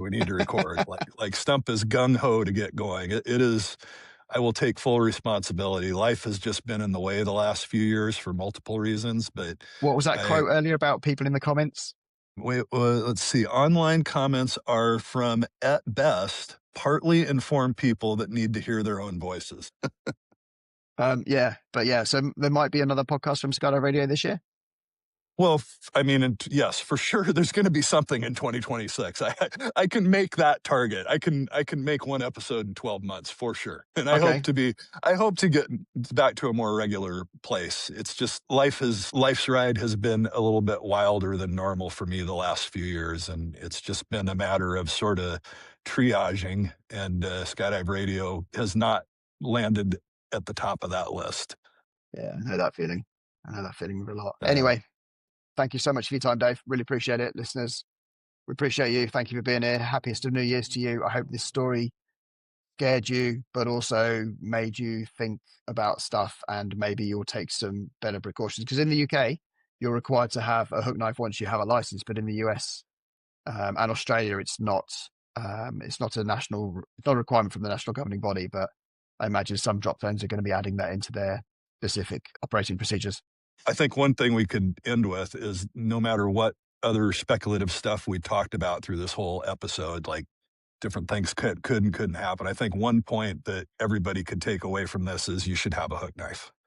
I don't see a reason not to have a small metal hook knife tucked away in your rig. Like, that's like, it doesn't. I don't see a downside to it. I forget mine are there. Like, they are so completely out of the way.